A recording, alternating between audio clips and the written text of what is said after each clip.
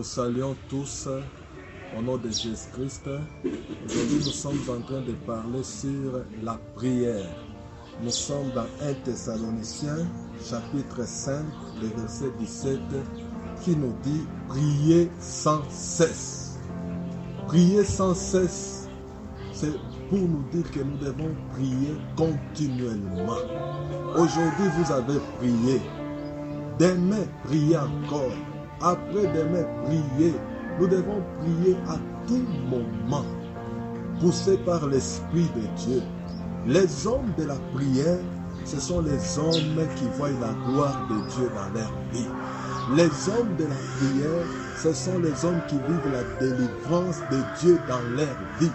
Les hommes de la prière, ils expérimentent la main puissante de Dieu dans leur vie. Je vous donne un cas qui me vient à l'esprit, le cas de Daniel. Daniel, c'est un homme de la prière. Il pouvait prier 3 fois par jour, le matin, à midi, le soir. Ils étaient à Babylone avec ses compagnons. On pouvait donner, interdire que personne ne puisse prier dans l'espace de 30 jours.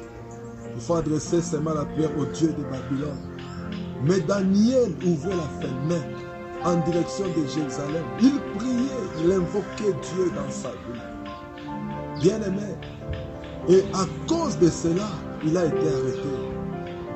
On l'a mis dans la fosse des lions. Mais parce que c'est un homme de la prière, un homme qui avait confiance en Dieu, Dieu l'a fait sortir là-bas vivant. Aucun lion n'a pas pu le toucher. J'aimerais te dire, bien-aimé, il y a des combats que nous pouvons remporter la victoire, c'est dans la prière comme Daniel. Il est sorti et tout le monde a vu la main de Dieu au travers de Daniel. Quel est ton problème? Tu as un problème qui te tourmente. Tu as des combats. Mais j'aimerais te dire, agenouille-toi, cherche la face de Dieu. La Bible dit, cherchez l'Éternel pendant qu'il se trouve. Il va se laisser voir dans ta vie. Même dans ces temps ici, ne pleure pas. La Bible dit, crie. Il te fera grâce lorsque tu crieras. Ne pleure pas. Dans ton problème, il y a une solution. Et la solution, c'est Jésus de Nazareth. Voilà pourquoi, bien-aimé, il y a beaucoup d'hommes de la prière, mais le temps nous manquerait de citer les hommes comme des Samuel, les hommes comme David. Je termine avec l'histoire de David.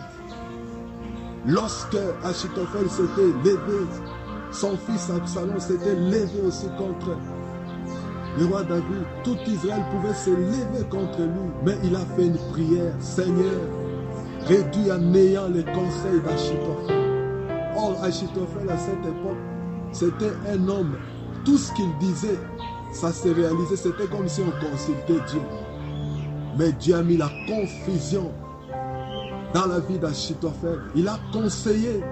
Il a donné un bon conseil à Absalom d'aller. Et ce conseil, c'était que lui-même puisse aller se battre. Et à la fin, Achitophel a vu que son conseil n'était pas écouté. Il est allé se pendre. Il a donné des ordres, il est mort. Pourquoi? La prière influence Dieu en notre faveur pour qu'il combatte pour nous.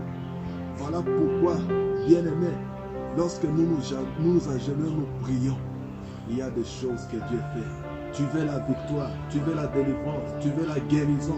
Tout ce que tu veux, c'est dans la prière. C'est pourquoi Jésus dit, tout ce que vous demanderez au Père en mon nom, je vais vous le donner. Essaye de prier, tu vas témoigner la gloire, la grandeur de Dieu dans ta vie. Que Dieu vous bénisse au nom de Jésus-Christ. Amen.